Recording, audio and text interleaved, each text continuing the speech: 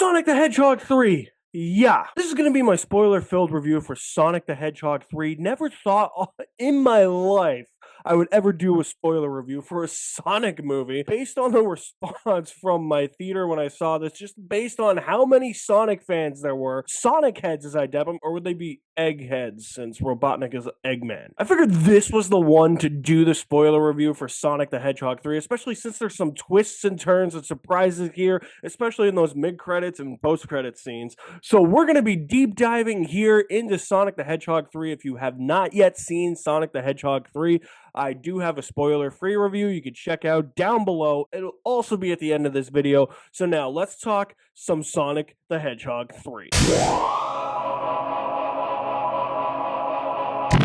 All right, we're going to start off with Shadow here. Shadow is probably the heart and soul of the movie for me, probably the best part of the movie for me, not just because it's voiced by Keanu Reeves, but I think Shadow here has probably the best character arc of the entire movie. Next to Sonic, this is probably going to take up a good chunk of the video. This is probably what's going to be the big bulk of the video anyways. But it's interesting because the post-credits scene of Sonic the Hedgehog 2 was Shadow. So they tease Shadow at the end of that. Shadow is fully introduced and fully integrated into this movie, and the opening with Shadow is really, really cool because it's him breaking out of his containment unit in a prison, but you don't really know who broke him out. He's been in suspended animation for quite a while, as far as we know, and I'll talk about who breaks him out in a little bit, but it turns out that it was 50 years ago, and it turns out that they actually take the backstory of the game with Shadow and they integrate it into this movie. You could tell that the director, Jeff Fowler, is a big fan of the game. I'm pretty sure he actually worked on cutscenes for one of the games. I don't know. Sonic fans, tell me in the comments section. You guys know more than me. I'm not as well versed in Sonic the Hedgehog as you guys might be, but let me know in the comment section. So the whole story goes is that 50 years ago, Maria Robotnik was in this lab and she discovered that there was this alien life form, and that just happened to be Shadow the Hedgehog, and he was being experimented on by the Robotniks. She really befriended Shadow. Shadow was like the one friend that she had, and she was the one friend that Shadow had, and you go into this whole elaborate backstory in this movie where it really showcases that, and I felt that that was a big part of the heart and soul of this movie, which is why I really, really dug Shadow in this movie. The movie spends a great deal of time going through that backstory for Shadow, and you can see why he's doing what he's doing. This is where the motivation comes in, because there's one night where they try to escape the base and one of Gun's soldiers accidentally sets off an explosion that kills Maria, and Shadow believes that it's now the human's fault that she is dead. But he's put in suspended stasis for 50 years, and now that he is released, he is going to get revenge. Sonic and his team, Knuckles and Tails, essentially have to stop him. There's this awesome chase scene in Tokyo between Sonic and Shadow, where probably the best action scene of the movie. Shadow's got a gun, like he's got all that stuff. I just thought that they hammered home that really well. I know that there's probably changes from the game, and hardcore Sonic fans might be like, well, that's not as accurate as it is to the game, but obviously you're adapting a video game. You have to take artistic licenses, you have to change some things around. But for the most part, from what I've heard, it's pretty much a straightforward backstory for Shadow and Maria. It's pretty much lifted from the game. I thought that they did a really good job making you care about Shadow, making you understand his motivation, making you understand exactly his point of view, why he's out for revenge, why he thinks revenge is the only path that life has to offer now that Maria is dead. She was his friend, and now she's gone. So he's gonna be on a path of vengeance. The Robotniks, okay, you get Jim Carrey coming back as Ivo Robotnik, but then you also have him playing Robotnik's grandfather, Gerald Robotnik, who 50 years ago was the one that put Shadow in that cryostasis suspended animation. So there you go. He's the one who sent the drones out to get Shadow out of suspended animation. He's the one really pulling the strings for everything. He's the main bad guy of the movie. You could make the argument that it's Shadow, but there is a point in time where Shadow actually does learn a bit of a lesson, and we'll talk about that more later. But I thought Jim Carrey did a really good job portraying both of them. I just thought that the humor, it got a little bit too childish after a while. I wasn't laughing. There were some jokes. I mean, there's a Green Lantern joke in here. I think I mentioned this in my spoiler-free review where I thought that that was actually pretty well done, but the rest of the humor, just like obviously you got to gear it towards kids. Or teenagers. That's the target demographic of these games, so you have to gear it towards that. But for me, I just wasn't, as an adult, 30-year-old man, just wasn't laughing at a lot of the jokes, but it's interesting because you have two different dynamics here because Gun Soldiers, led by Kristen Ritter, who plays Rockwell, tells Team Sonic that they essentially have to team up with Robotnik, and Robotnik is on their side. There's this uneasy alliance there, but then Robotnik teams up with his grandfather after discovering that his grandfather is still alive. So now you have the dynamic of them having to take out two Robotniks. It's really interesting. And Robotnik's plan essentially is giant Death Star in space. And I get that that's game accurate from what I've heard as well. Essentially, what this is this giant death ray in space that kind of looks like one of the terraforming devices from Man of Steel and has the weaponry of the Death Star, can essentially take out a location on Earth. It's going to wipe that entire location out. See, it's a Death Star. But then Gerald Robotnik essentially is like, nope, I'm just going to take out all of Earth. How about that? There you go. See, it's a Death Star. He uses Shadow as his accomplice. And it's funny because it really brings into question, they're two big evil geniuses.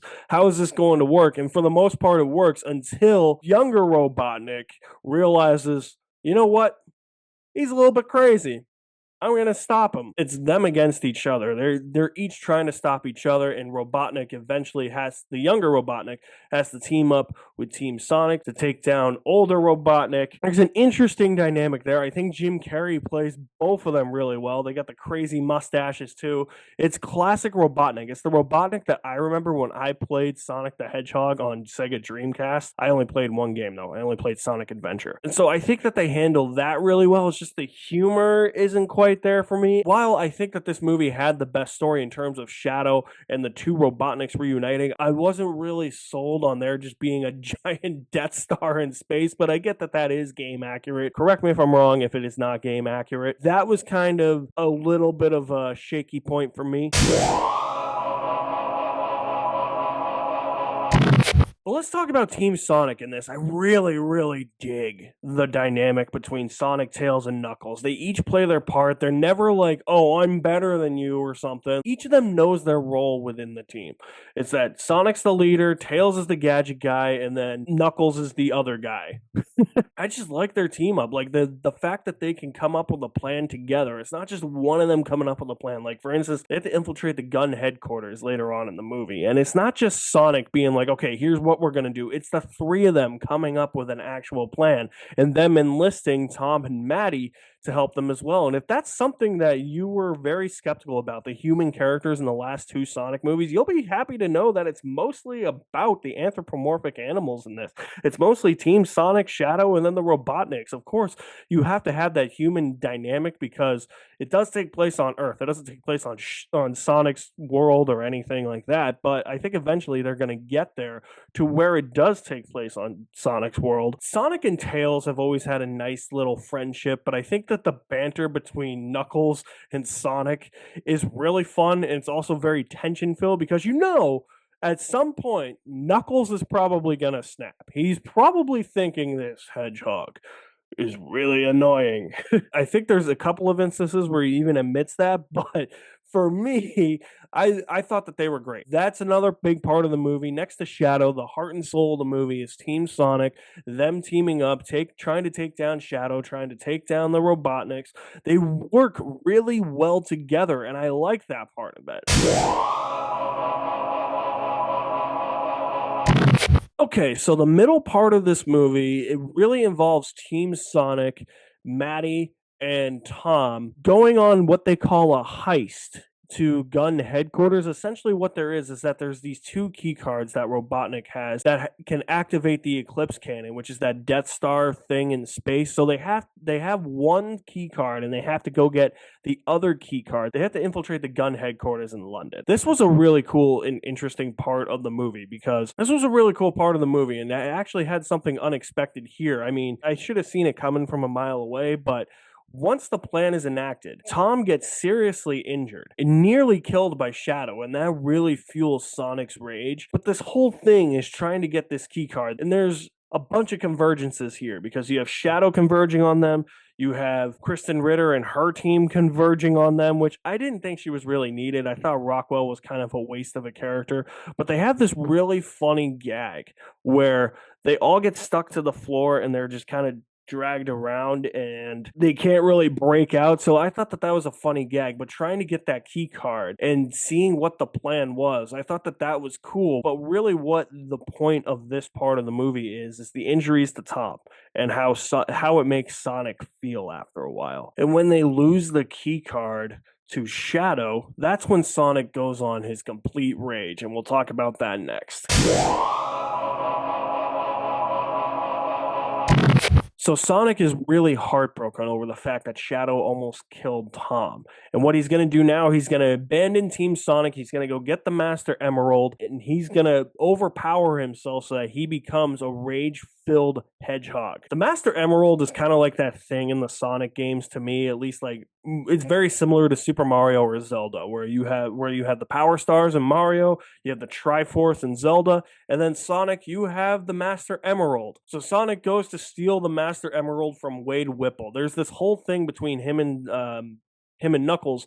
There's a running thing throughout the movie where they question whether or not they should use the Master Emerald, but Knuckles says it's locked away in a secure location and that if any of them use them, he'll literally fight the other person. It gets to the point where Sonic wants to use it. So he goes to Wade Whipple because he wants the 7 Chaos Emeralds that'll turn him into Super Sonic. It'll overpower him. And this is the way that he is going to tackle Shadow. He wants to fight Shadow. Essentially, what I think the smart part of this movie was that it really turns Sonic when he gets the Master Emerald and he turns into Super Sonic. It really turns him into a mirror image of Shadow. And Shadow really starts to see that, oh shit, maybe I am wrong about all this. Is this really what rage is about? And it gets to a point where after they fight, Sonic realizes he's in the wrong. There's this whole thing with him and Tom throughout the entire movie where Tom's telling him to always make the right choice. And that's a massive theme in the movie. And Sonic realizes he didn't make the right choice. And he convinces Shadow that he hasn't made the right choice. He says, vengeance isn't the way, man. So then Shadow turns his back on vengeance and ends up teaming up with Sonic. And what the two of them end up doing is actually really cool. They become Super Sonic and Super Shadow. And the two of them team up, and now they're not on vengeance-fueled rampages. They're on a quest to stop Robotnik from destroying the Earth. And it's really cool. One of the best action sequences of the movie. I still don't think it tops that Tokyo sequence, but it is awesome watching Sonic and Shadow team up. The only detriment here is that Tails and Knuckles are just kind of out of the movie at this point. And then at the end, they just show up to take down Robotnik. And it's like, okay, where'd you guys come from? But regardless, like seeing Super Sonic, seeing Super Shadow, seeing them use the Chaos Emeralds to become Super Sonic and Super Shadow was really cool. One of my favorite sequences of the entire movie, and I really like that Ivo Robotnik, the younger Robotnik, turns his back on his grandfather and turns good, and actually Tails and Knuckles have to help him take down the Eclipse Cannon, but they can't, and Shadow ends up getting in there, and Shadow and Robotnik go down with the entire thing. What? Shadow's dead? That can't be. This is why I love Shadow's character arc in this. Going from a vengeance-fueled hedgehog to Super Shadow to realizing he was in the wrong and sacrificing himself. Super Sonic is like the cherry on top. All said and done, Shadow has sacrificed himself. Sonic teams back up with Knuckles and Tails, apologizes to them, and they reunite. And then we get to the mid-credits scene where a couple of characters from Sonic lore show up. Sonic is in a forest, and Metal Sonic shows up. But then there's also another character that shows up wielding a hammer. She's pink. And I had no clue who this was because, like I said, I am not well versed in Sonic the Hedgehog lore, but my entire theater erupted and went crazy. And it was Amy Rose. Amy the Hedgehog is now in the movies. And I feel like it's going to be, at some point, we're going to get to Sonic the Hedgehog 16. And it's just going to be that scene from Endgame where Sonic is leading the charge. I just want to hear him say "Hedgehogs assemble" while he's holding like a hammer or something. He's just it feels like Sonic at this point is just collecting teammates. It's going to be this gigantic team of Sonics or something. And Amy Rose is here. From what I understand is that she's Sonic's girlfriend in the games. A lot of people were really speculating whether or not she was going to be in the movie. Metal Sonics are coming in as well, so I don't really know what the lore is behind them. If they're villains, I expect them to be the villains in the next Sonic movie. Bring me Chaos. I know Chaos from Sonic Adventure. I want Chaos. Bring Chaos in as a villain. And then the post-credit scene shows that Shadow had survived the explosion with the Eclipse cannon and is actually alive. So we're definitely getting more Shadow at some point down the road. Don't know if it's going to be in Sonic 4, which they have announced for 2027, or if it's going to be in a later movie. But those are really the big reveals. Amy the Hedgehog, Metal Sonic, and Shadow is still alive. Could they? I think they're going to bring in Silver the Hedgehog. There's rumors that there's speculation and theories out there that some other Sonic characters are going to be brought in as well. Only time will tell, and I'm really happy that the Sonic heads have this really big Sonic universe now in movies that they can get excited for. So that's my spoiler review for Sonic the Hedgehog 3, and it's a movie that I really didn't think I'd be doing a spoiler review for, but just based on the reaction from my theater, I was like, I have to.